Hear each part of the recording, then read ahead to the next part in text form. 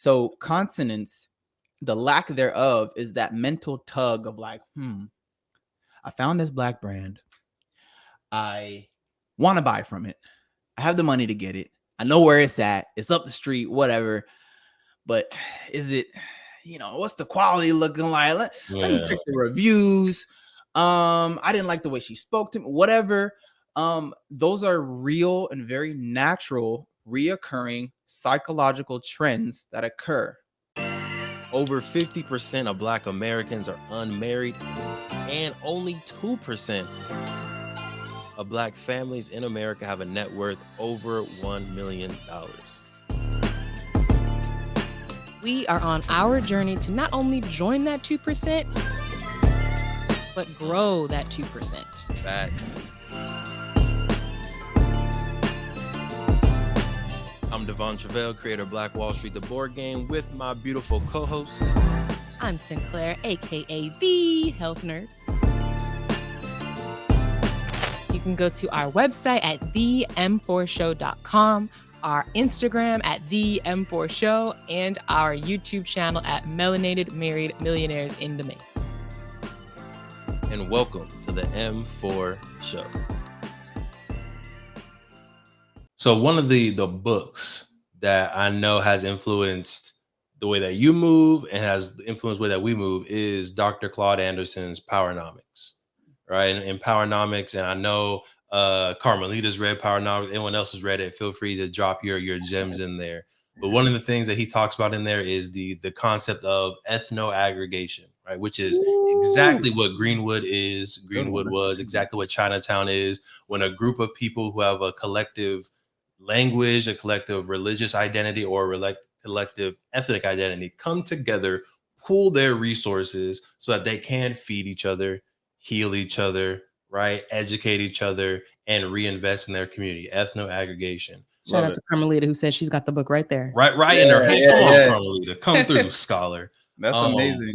What do you pull from Powernomics? What are some things that you're pulling as a leader, as a visionary from Powernomics to hopefully create a successful Black economic model?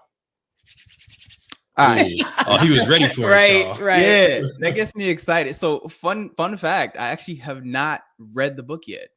I got so many to go through. I just finished the Black Agenda because I sent you these a while ago, right? So I'm going through it. I've read analysis of this book yet. I actually haven't physically cracked it open.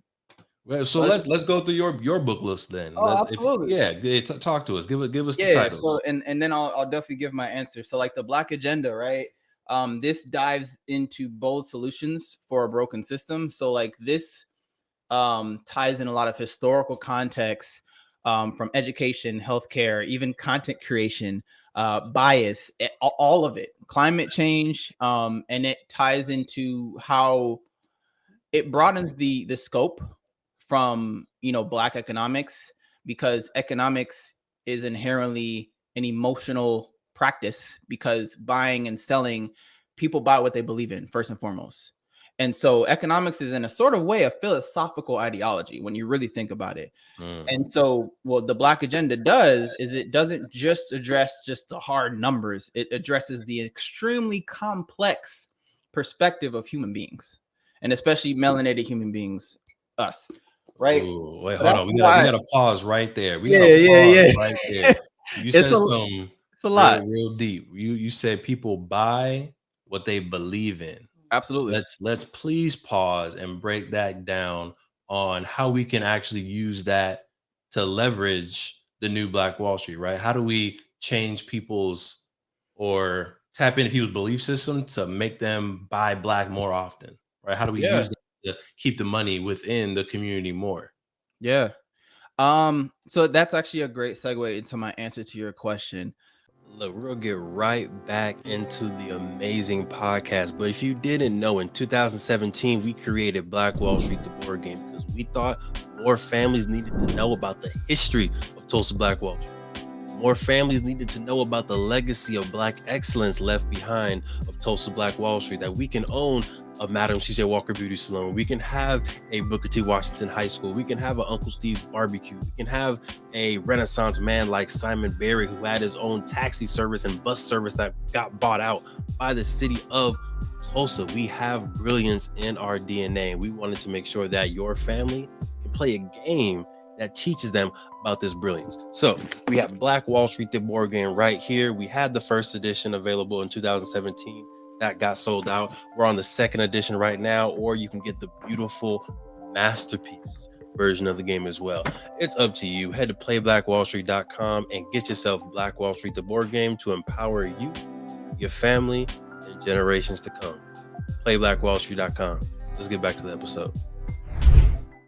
I've outlined like 4 main roadblocks for what makes it so hard and challenging to like buy black consistently, long term, comprehensively. Like those words are important because anybody can buy black maybe tomorrow for like a couple of days and then it drops off.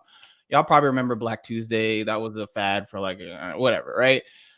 My goal, the mission of Our Palate, is to make it as easy and accessible as possible to buy black for an entire year, preferably $1 million, like nationwide, to circulate that. So how can we do that for an entire year?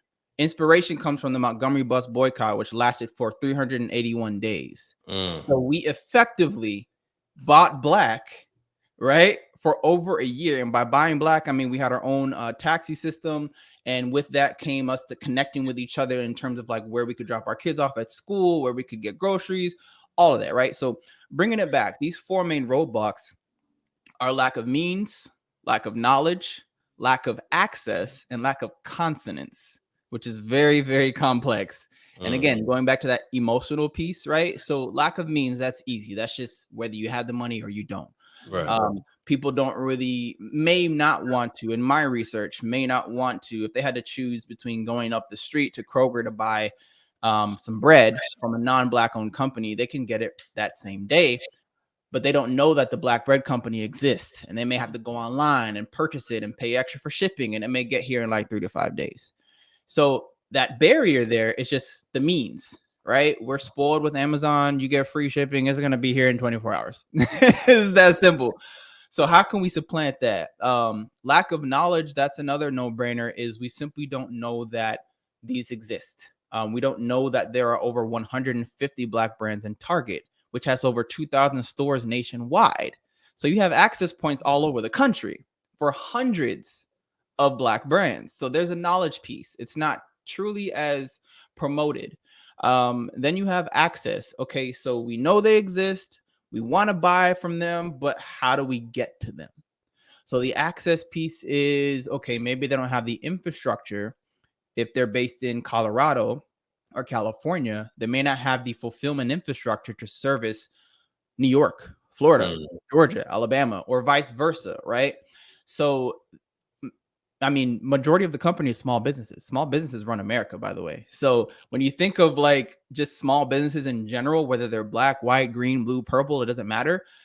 Small businesses are very prevalent in the country in general. So that comes with small business, roadblocks, right? And so having the infrastructure to service an influx of, 1,000 customers, right? That sounds like a great thing, but if you don't have the inventory or the staff to service them, that could kind of create a bottleneck, even though it sounds like a good problem to have, right? So that's so frustrating. It's very frustrating, right? So frustrating. So the access piece, and I'm gonna get to the point. Just stay with me. So consonance is the fourth one. It's the most it's very complex because consonance is that mental tug. Cognitive dissonance is kind of what we're talking about, but consonance and dissonance, those are the opposites. So consonance, the lack thereof, is that mental tug of like, I found this black brand. I want to buy from it. I have the money to get it. I know where it's at. It's up the street, whatever. But is it, what's the quality looking like? Let me check the reviews. I didn't like the way she spoke to me, whatever. Those are real and very natural, reoccurring psychological trends that occur. It happens. There's studies that show it. there's so many studies, and I'm doing my own qualitative study, which is why I came up with these 4 main roadblocks. So all of those roadblocks, right? Well, how do we flip that on its head? Here's the answer to your question, Devon. I've outlined Palate Protocol, and Palate Protocol says, you know what? This is how we're going to make it as easy and accessible as possible to buy Black for an entire year. We start off by recognizing. So we have to kind of make that first step, that courageous step, and recognize that there are Black businesses out here that have quality products and services that we can participate in.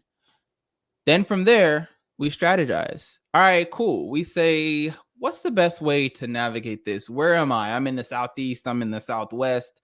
I'm in the Northeast. I'm in whatever. Okay, I know most of these are on the Western seaboard. I can get these. These are easy. Okay, cool. Well, I know that this business is offers shipping and they do a lot of promo codes, or I can subscribe and save 10%.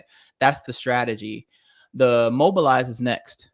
That's just, you do it, right? You kind of put your money where your mouth is. The proof is in the pockets, is what I say. From there, we're at another feedback loop. We revolutionize.